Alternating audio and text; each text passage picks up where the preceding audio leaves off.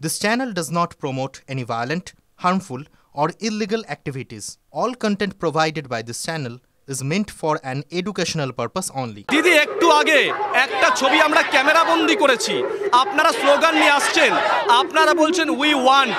এখানে আইটি সেক্টরের কর্মী যারা আছেন গেটের ভেতর দাঁড়িয়ে তারা বলছেন জাস্টিস। জিজ্ঞাসা করলাম কোনো রাজনৈতিক পরিচয় আছে, তারা বলল আমাদের কোনো রাজনৈতিক পরিচয় নেই। UEN Jaipur is a perfect target for prospective students aspiring for good jobs, good education with future-ready skills. এটা এই যে অভয়ের জন্য বাংলার মানুষের জনজাগরণ হয়েছে, শুধু বিজেপি নয়, সমস্ত সাধারণ মানুষ রাস্তায় নেমেছে। এখানে হয়তো বিজেপির কার্যকর্তারা রয়েছে, কিন্তু প্রচুর সাধারণ মানুষ, রাস্তার স্টুডেন্টস, এখানে সেক্টর 5-এ যারা কাজ করতে আসে, যারা আমাদের টেকনিক্যাল যারা লোকজন, অত্যন্ত শিক্ষিত লোকজন, তারা আজকে ক্যামেরা বন্দি করতে করতে তারা বলছে উই ওয়ান্ট জাস্টিস। মুখ্যমন্ত্রী খুব চেষ্টা করেছেন অভয়াকে বিচার না দেবার, এবং আজকে মহামান্য আদালত, সুপ্রিম কোর্ট সেটা বলেছে। মহামান্য আদালত এটাও বলেছে যে আপনি কোনো আন্দোলনকে বন্ধ করতে পারেন না, কোনো শান্তিপূর্ণ। আমরা তো শান্তিপূর্ণ আন্দোলন করছি, তাহলে কোন আইনে তারা আমাদের বাধা দিচ্ছে? আরেকটা বিষয়, অভিষেক বন্দ্যোপাধ্যায় সোশ্যাল মিডিয়া আজকে লিখেছেন বিগত 10 দিনে 900টা ধর্ষণের অভিযোগ জমা পড়েছে, মানে দিনে 90টা করে। তিনি বলেছেন, আপনি রাজ্য আইনসভার সদস্য, তিনি বলেছেন প্রত্যেকটা রাজ্য সরকারের কাছে আবেদন করেছেন তারা যেন, রাজ্য সরকারগুলো যেন কেন্দ্রের ওপর একটা চাপ তৈরি করে ধর্ষণ বিরোধী কঠোর আইন আনার জন্য। এটা কি পাল্টা চাপের কৌশল? কঠোর আইন তো আনা হয়েছে। আজকে যে ন্যায় সংহিতা, যেখানে মহিলাদের ধর্ষণ, গণধর্ষণ করলে তাদের ফাঁসি অবধি শাস্তি, এ তো মোদিজি এনেছেন, মোদী সরকার এনেছে। আর আমাদের মমতা ব্যানার্জি সেই ন্যায় সংহিতার বাধা দিয়ে বিধানসভায় প্রস্তাব এনেছে। তো আমরা তো এনেছি, অভিষেক ব্যানার্জিকে বলুন রাজনীতি না করে একটু হোমওয়ার্ক করে কথা বলতে। এখন ওনাদের মধ্যে দুটো লবি, একটা মমতা ব্যানার্জির লবি আর একটা অভিষেক ব্যানার্জির লবি, যারা বলছে সেনাপতিকে ছেড়ে দেওয়া হোক, সেনাপতিকে জায়গা দেওয়া হোক। এরা নিজেদের মধ্যে লড়ছে, এরা বাংলার মানুষকে কি সুরক্ষা দেবে? এরা রাজনীতির জন্য লড়ছে, আর আমরা বাংলার মানুষের পাশে। আবারও বলছি, নজর রাখবো এইদিকে। অগ্নিমিত্রা পাল, সুকান্ত মজুমদার, দিলীপ ঘোষ তারা রাস্তায় বসে পড়েছেন। মিছিলের প্রত্যেকটা মোড় থেকে রাস্তার প্রত্যেকটি মোড়ে আমাদের সহকর্মীরা রয়েছেন। সৌরভ আমার সঙ্গে রয়েছেন এই মুহূর্তে, সৌরভের কাছে যাবো। সৌরভ, অনেক দিন পর রাজ্য বিজেপির নেতাদের মধ্যে একজোট হয়ে কোনো একটা ইস্যুতে রাজ্য সরকারের বিরুদ্ধে রাস্তায় নামতে দেখা গেল। সৌরভ,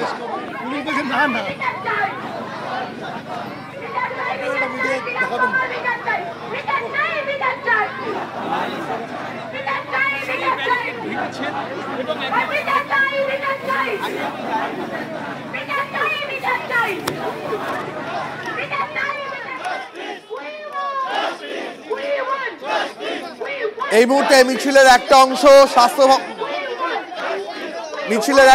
স্বাস্থ্য ভবনের মুখে পৌঁছে গিয়েছে, আর অন্যদিকে রাস্তায় বসে পড়েছেন দিলীপ ঘোষ, সুকান্ত মজুমদাররা। সৌরভ ঘোষ রয়েছেন আমাদের সঙ্গে। সৌরভ, অনেক দিন পরে রাজ্য বিজেপি কর্মীরা এতটা উজ্জীবিত, তারা একজোট হয়ে রাস্তায় নেমেছেন। সৌরভ,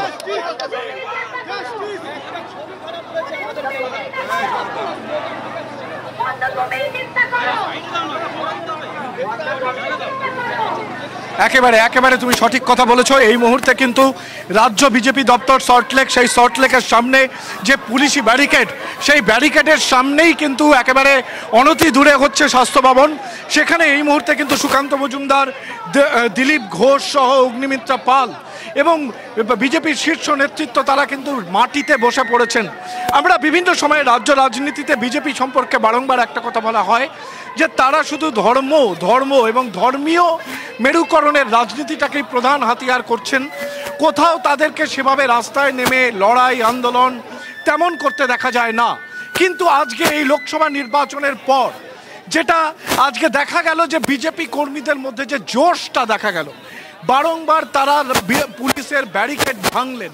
প্রথম ব্যারিকেড তারা ভাঙলেন অবশ্যই ইন্দিরা ভবনের সামনে, এবং তারপরে 4.5 কিলোমিটার যেভাবে যে স্পিরিট ধরে রেখে তারা আসলেন, এবং এই মুহূর্তে স্বাস্থ্য ভবনের সামনে তাদের শীর্ষ নেতৃত্ব কর্মী তারা কিন্তু এই মুহূর্তে রাস্তায় বসে পড়েছেন। অর্থাৎ আরজি করের ঘটনাকে কেন্দ্র করে নাগরিক সমাজের মধ্যে যে চরম বিক্ষোভ দানা বেঁধেছে, এই বিক্ষোভকে রাজনৈতিকভাবে বা রাজনৈতিক মেরুকরণ ঘটাতে চায় বিজেপি, এবং এই তারা হাত করতে চায় না। সৌরভ, কোথাও একটা সৌরভ কখন এই মিছিলের মধ্যে দিলীপ ঘোষ একটা কথা বলছিলেন যে এই মিছিল আম জনতার মিছিল, এই মিছিল পড়ুয়াদের মিছিল, এই মিছিল অগ্নিমিত্রা পালও বলছিলেন আইটি সেক্টরে যারা কাজ করে, চাকুরিজীবীদের মিছিল, মহিলাদের মিছিল, প্রত্যেকের মিছিল। কিন্তু একজন বিরোধী দল হিসাবে বিজেপি রাস্তায় নেমে প্রশাসনের কাছ থেকে এর একটা সুবিচার চাইছে। আজকে কোথাও একটা রাজ্য বিজেপির নেতাদের বডি ল্যাঙ্গুয়েজের মধ্যেও সৌরভ কোথাও একটা মনে হচ্ছে যে মারমুখী ভাবটা কম, তুলনায় অনেক বেশি বিচার চাওয়ার দাবি।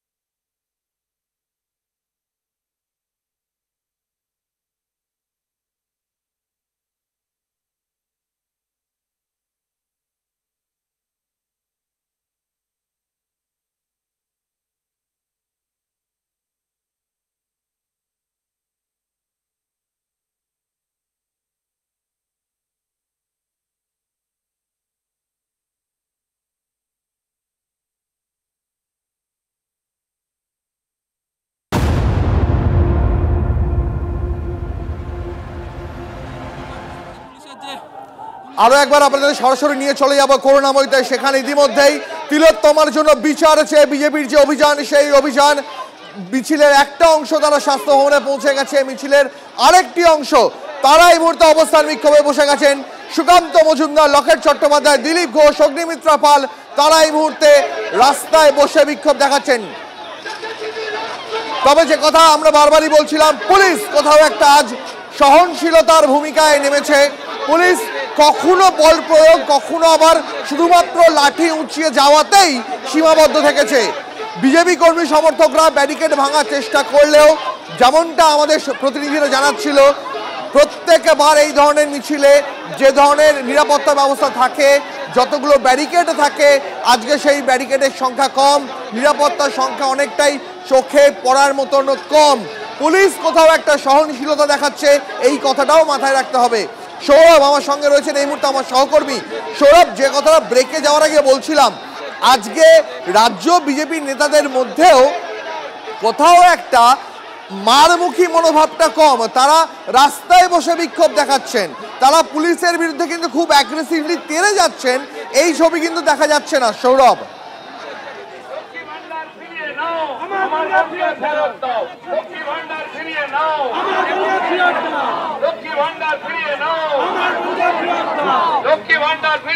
দেখো, অর্থাৎ একটা বুদ্ধিমত্তার সঙ্গে তারা এই পরিবেশ পরিস্থিতিকে ব্যবহার করতে চাইছেন। যে সমাজ, নাগরিক সমাজ যে গর্জে উঠেছে, সেটাকে তারা পলিটিক্যালি ব্যবহার করতে চাইছেন এবং অযথা বিতর্ক এড়াতে তারা পুলিশের, এটা ঠিক যে তারা পুলিশের সঙ্গে মারমুখী হননি, কিন্তু এটাও ঠিক যে পুলিশের বাধাকে তারা কিন্তু বারংবার অতিক্রম করেছেন। এই মুহূর্তে দিলীপ ঘোষ বক্তব্য রাখছেন ম্যাটাডোরে উঠে, আমরা একটুখানি শুনে নি দিলীপ ঘোষ কি বলছেন।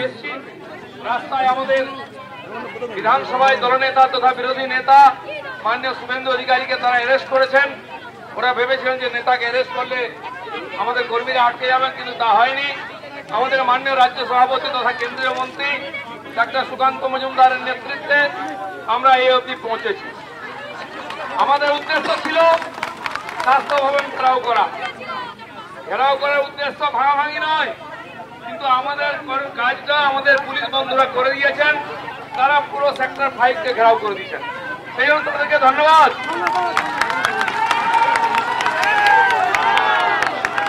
আর এটা ওনারা বাধ্য হয়ে করেছেন। আমরা জানি এই আন্দোলনে পশ্চিমবাংলার 10 কোটি জনতার সমর্থন আছে, নৈতিক সমর্থন আছে, তার মধ্যে পুলিশ কর্মচারীদেরও আছে। তারা মুখে খুলতে পারেন না, বলতে পারেন না, তাদের দিয়ে অনেক অন্যায় কাজ করা হচ্ছে, অপকর্ম। তার মধ্যে বিনীত গোয়েলকে দিয়েও সেই কাজ করানো হয়েছে। তিনি একজন আইপিএস অফিসার, আইন জানা সত্ত্বেও লোককে বিভ্রান্ত করে ভুল তথ্য দিয়েছেন, কারণ তিনি একজন কর্মচারী, তিনি ডিসিপ্লিন একজন পুলিশ, তাই উপরের নির্দেশ এটা করতে বাধ্য হয়েছেন, আমরা জানি। কিন্তু এটাও ঠিক, পুলিশ হোক, সরকারি কর্মচারী হোক, রাজনৈতিক নেতা হোক, আমরা সবাই সমাজের কাছে দায়বদ্ধ। তাই আজকে আমরা রাস্তায় নেমেছি। এই আন্দোলন জনতার আন্দোলন, এই আন্দোলন সাধারণ মানুষের আন্দোলন, তারাই চালাচ্ছেন। কিন্তু বিরোধী পার্টি হিসাবে আমরা তাদের সঙ্গে সম্পূর্ণ আছি। তাদেরকে আটকাতে গেলে বিজেপি সামনে আসবে। যতদিন তারা আন্দোলন করছেন, এখানে সল্টলেকেতে ফুটবল প্রেমীরা যারা স্টেডিয়ামের ভিতরে বসে খেলা দেখার কথা, তারা আন্দোলন করেছেন, পুলিশ লাঠি চালিয়েছে। কালকে বাংলার একজন বরিষ্ঠ নেতা আব্দুল মান্নান লাঠি খেয়েছেন, তিনি তার রাইটসের অবসর নিয়েছেন। আজকেও কয়েকজন কর্মীকে লাঠি পেটা হয়েছে, নাক দিয়ে রক্ত পড়ছে। যারা এই অহিংস আন্দোলনকে সহিংস করার চেষ্টা করছেন, আমি বলছি আগুন নিয়ে খেলবেন না। বাংলার জনতা জেগেছে, তাদের মনে আগুন আছে, তারা বুকের আগুন নিয়ে লড়াই করছে। তারা তাদের সঙ্গে 7 দিন আইন শৃঙ্খলা কি করে রক্ষা করতে আমরা জানি। আমরা চাই এই অপরাধীর সাজা, এবং তাকে যে আড়াল করছেন না মাননীয় মুখ্যমন্ত্রী, তার পদত্যাগ, তার নিচে কোনো দাবি চলবে না। তাই আজকের যে আন্দোলন, আমরা এই অবধি পৌঁছেছি। মাননীয় রাজ্য সভাপতি আছেন, তিনি বাকি কথা আমাদের সামনে বলবেন, আন্দোলনের কথাও বলবেন। আমি তাকে অনুরোধ করছি তিনি তার বক্তব্য আমাদের সামনে রাখুন। আমরা শুনছিলাম দিলীপ ঘোষ, তিনি কি কথা বলছিলেন। এর পাশাপাশি আমরা যে ছবি দেখাচ্ছিলাম আপনাদের, শুভেন্দু অধিকারী, তাকে নিয়ে যাওয়া হয়েছে বিধাননগর থানায়। আপনারা জানেন এই মিছিলের শুরুতেই, মিছিল শুরু হওয়ার কিছুক্ষণের মধ্যেই শুভেন্দু অধিকারীকে আটক করে পুলিশ প্রিজন ভ্যানে তোলে, তাকে এই মুহূর্তে নিয়ে যাওয়া হয়েছে বিধাননগর থানায়। সেই ছবি দেখছেন আপনারা। আর এই পাশাপাশি বিজেপির বর্তমান এবং প্রাক্তন রাজ্য সভাপতি তারা রাস্তার ওপরে ম্যাটাডোরে দাঁড়িয়ে এই মুহূর্তে তাদের বক্তব্য পেশ করছেন। সৌরভ, যে কথা একটু আগেও বলছিলাম যে বিজেপি আজ স্ট্র্যাটেজি নিয়েছে, তারা পুলিশের বিরুদ্ধে মারমুখী হবে না, তারা আন্দোলনের তীব্রতা বাড়াবে না। দিলীপ ঘোষ সেই একই কথা বলছিলেন যে তারা চাইছেন স্বাস্থ্য ভবন ঘেরাও করবেন, কোন রকম ভাঙচুর করা, কোন রকম ক্ষতি করা তাদের লক্ষ্য নয়। আর এই মুহূর্তে বক্তব্য পেশ করছেন সুকান্ত মজুমদার। তুমি অনেক দিন হয়েছে, অনেক পরিশ্রম করেছো, অনেক লুট করেছো, আজকে তাই বাংলার মানুষ জেগে উঠেছে।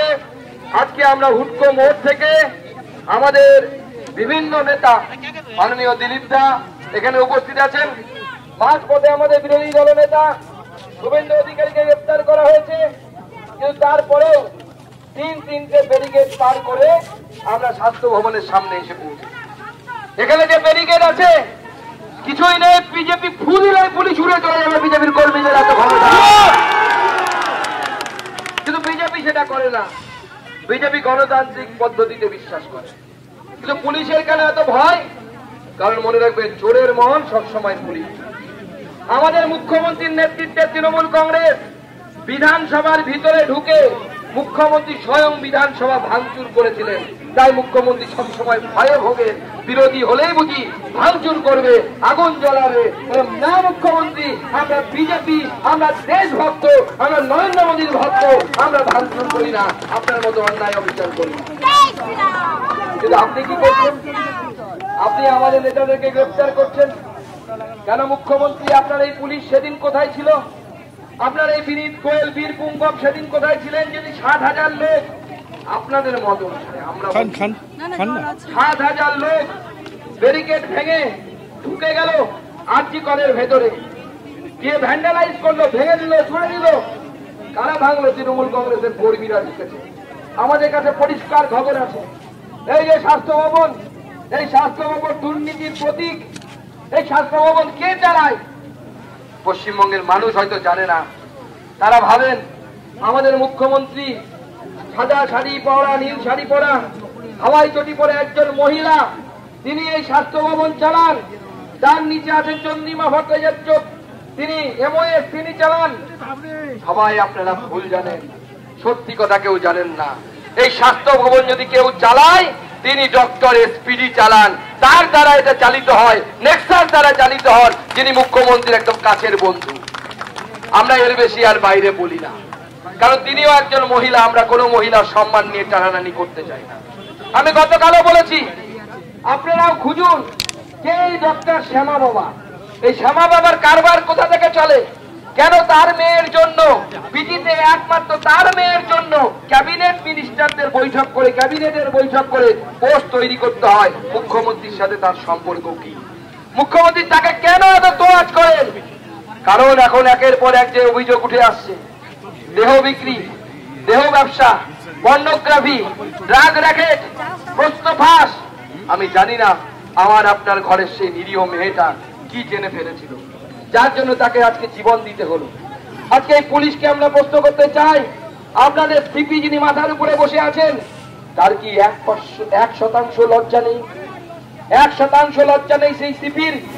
তিনি ঘুরে এসে বলেছিলেন there is no sign of external injury, কোনো বাইরে আঘাত দেখতে পাচ্ছি না। সিপি সাহেব, পোস্টমর্টম রিপোর্টটা পড়ুন। পোস্টমর্টম রিপোর্টে বলছে 15টা এক্সটার্নাল ইনজুরি মেয়েটির গায়ে আছে। আর আপনি যদি সেই এক্সটার্নাল ইনজুরি দেখতে না পান, আপনি অপদার্থ সিপি, আপনি পদত্যাগ করুন। আপনার পদত্যাগ করা উচিত, আপনার এই পদে থাকার অধিকার। নাকি আপনি সব জানতেন? শুধুমাত্র মানুষকে বোকা বানানো, আত্মহত্যা আত্মহত্যা বলে প্রচার করা। কেন এতক্ষণ দেরি হলো এফআইআর করতে?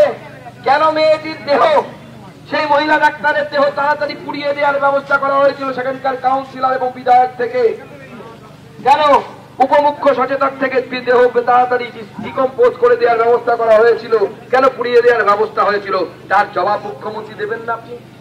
আপনার যদি লজ্জা থাকে এই উত্তর দেবেন না, আপনি সামনে আসুন। এবং আমরা চাই আপনি সামনে এসে সুপ্রিম কোর্ট যে প্রশ্নগুলো করছে সেই প্রশ্নের জবাব দিন। কারণ এই প্রশ্ন সুপ্রিম কোর্টের প্রশ্ন নয়, বাংলার 10 কোটি মানুষ মুখ্যমন্ত্রীর দিকে আঙুল তুলে এই প্রশ্ন করছে। এই প্রশ্নের জবাব দিন, এই প্রশ্নের উত্তর দিন, তাহলে নিজের পথ ছেড়ে চলে যাবে। আজকে আমাদের কর্মীরা প্রোগ্রাম দিচ্ছে, পুলিশ তুমি চিন্তা করো, তোমার মেয়েও তোমার মেয়েও পুলিশ তুমি চিন্তা করো, পুলিশ তুমি চিন্তা করো। পুলিশ চিন্তা করছে কিনা জানি না, আমরা নিচু তলার পুলিশরা হয়তো করছেন, কিন্তু গোটা বাংলার মানুষ চিন্তা করছে। গোটা মানুষ, গোটা বাংলার মানুষ আঙুল তুলে বলছে, মুখ্যমন্ত্রী তোর কাপড় কোথায়, রাজা তোর কাপড় কোথায়, সেই নীরেন চক্রবর্তীর কবিতার মতো প্রত্যেকটা মানুষ বলছে। আর মুখ্যমন্ত্রী তিনি দাম কষছেন। কোন এক সময় দাম কষেছিলেন, ফুল রেট হলে 50,000, হাফ রেট হলে 25,000 টাকা। আপনাদের নিশ্চয়ই মনে আছে, 20,000 এরকম রেট করেছেন। এবার রেট করেছেন নাকি 10 লক্ষ। মাননীয় মুখ্যমন্ত্রী, আমরা চাঁদা তুলে 1 কোটি টাকা দেব, আপনি পদত্যাগ করুন আর আমাদের সেই বোনকে ফিরিয়ে দিন, আমাদের সেই বোনকে ফিরিয়ে দিন। আমাদের কর্মীরা, আমাদের দিলীপরা, আমাদের নেতা স্লোগান দিয়েছে যে লক্ষ্মীর ভান্ডার নিয়ে নিন, 1000 টাকা নিয়ে নিন, বাড়ির মেয়েদের সম্ভ্রম রক্ষা করুন। প্রতিদিন বাংলার আনাচে কানাচে মহিলারা এইভাবে অত্যাচারিত হচ্ছে, এইভাবে লাঞ্ছিত হচ্ছে। আর যতবার এইভাবে লাঞ্ছিত হবে, বিজেপি ততবার সামনে থেকে নেতৃত্ব দেবে, লাঠি খাবে, গুলি খাবে, কিন্তু বিজেপি পিছপা হবে না। বিজেপি এই লড়াই জারি রাখবে, বিজেপি এই আন্দোলন জারি রাখবে। আজকে আমাদের অধিকার রয়েছে, আমাদের বিরোধী দলনেতার উপরে আক্রমণ হয়েছে, আমাকেও গ্রেফতার করা হয়েছিল, কিন্তু আমি কুর্নিশ জানাই আমার কর্মীদের, যারা পুলিশের হাত থেকে আমাকে ছিনিয়ে নিয়ে এখানে নিয়ে এসেছেন, সেই কর্মীদেরকে আমি কুর্নিশ জানাই। কিন্তু আমাদের বিরোধী দলনেতার উপর গ্রেফতারের প্রতিবাদে, আমাদের বিরোধী দলনেতার গ্রেফতারের প্রতিবাদে আর আমাদের যে সমস্ত কর্মীদের উপর অত্যাচার হয়েছে, কারো নাক ফেটেছে, কারো পেটে গুঁতো লেগেছে, কারো মাথা ফেটেছে, আগামীকাল ভারতীয় জনতা পার্টি প্রত্যেকটি থানার সামনে বিক্ষোভ দেখাবে, গোটা রাজ্য জুড়ে বিক্ষোভ দেখাবে, বিক্ষোভ দেখাবে। যেমন দিলীপদা বললেন, এই আন্দোলন জনতার আন্দোলন, আর বিরোধী দল হিসেবে আমাদের কর্তব্য, আমরা সেই কর্তব্য পালন করছি। আমরা প্রায় 7 কিলোমিটার হাঁটতে হাঁটতে এখানে এসেছি, কম তো বেশি, বেশি তো কম নয়, আপনারা সবাই হেঁটেছেন। কিন্তু আমরা ভ্যান্ডালিজম করব না, আমরা মুখ্যমন্ত্রীর মতো বিধানসভা ভাঙবো না, আমরা স্বাস্থ্য ভবন ভাঙবো না, আমরা স্বাস্থ্য ভবনে চলা নেক্সাসকে ভাঙবো, যে বাজে কাজ চলছে তাকে ভাঙবো, সেই ডাক্তারদেরকে এখান থেকে সরাবো। তাই আমি এই মঞ্চ থেকে আমার কর্মীদেরকে অনুরোধ করছি, আপনারা বহু পরিশ্রম করেছেন, আমরা এই আন্দোলনের সমাপ্তি, আজকের এই আন্দোলনের সমাপ্তি এখানে করছি, কিন্তু বিজেপির আন্দোলন থামবে না। প্রয়োজনে আমাদের ধর্ণা, যে ধর্ণা, সেই ধর্ণা তো চলছে, সেই ধর্ণা চলবে এখনো। এখান থেকে গিয়ে আমরা ধর্ণা মঞ্চে যাব, আগামী দিনেও আন্দোলন চলবে। কালকে জেলায় জেলায় পুলিশের সামনে বিক্ষোভ হবে এবং প্রয়োজনে আগামী দিনে বিজেপি আরো বৃহত্তর আন্দোলনের ডাক দিবে। সেই জন্য কোমর বেঁধে আমরা তৈরি হব। কি আমরা তৈরি তো? প্রয়োজনে আমরা নবান্নের দিকে যাবো তো, আন্দোলন করবো তো। বলুন ভারত মাতা কি জয়, ভারত মাতা কি জয়, ভারত মাতা কি জয়। সবাইকে ধন্যবাদ। সবাই শান্তিপূর্ণভাবে নিজের নিজের বাড়িতে ফিরে যাবেন।